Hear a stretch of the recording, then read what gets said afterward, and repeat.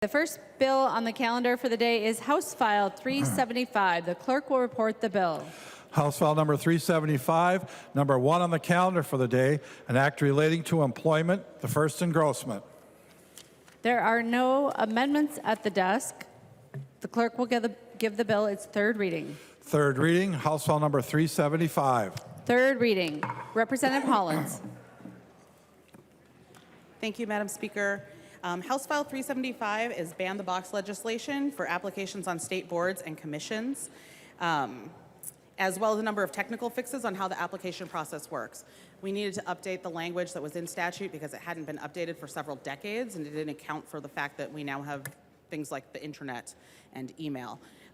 So we want to make sure that those are reflected adequately in our current statute. But in general, ban the box legislation prevents folks from asking applicants about their criminal records and history until they've been selected for an interview or otherwise selected as a final candidate for a position.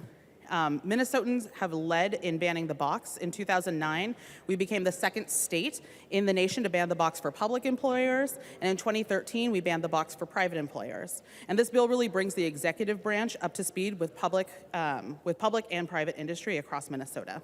I have a couple of things that I wanted to note based on the committee hearings that we had previously. Employers can still run background checks later in the process. This bill would just eliminate the check box from the initial application.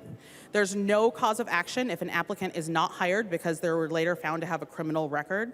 Having a criminal record isn't a protected class, and therefore additional litigation should not ensue from this legislation being passed. Individual boards will still be able to set their own qualification criteria, and there's other statutes that govern how those requirements work individually. This is just removing the question from that initial application. And finally, this bill doesn't control whether or not an appointing body can Google candidates or look at LinkedIn or anything like that.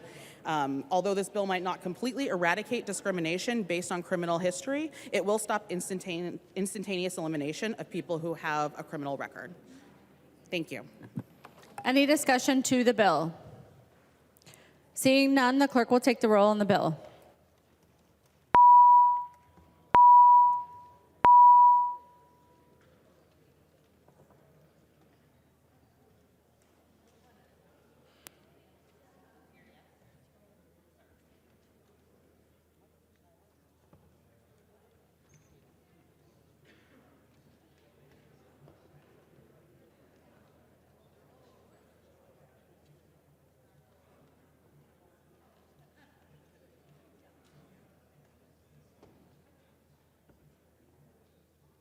Members, please vote.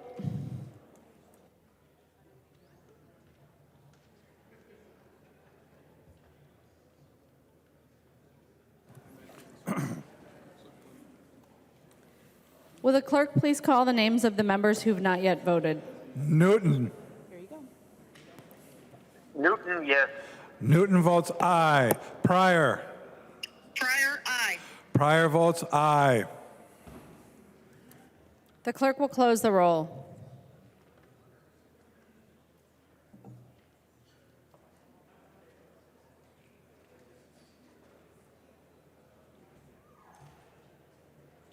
There being 82 ayes and 47 nays, the bill is passed and its title agreed to.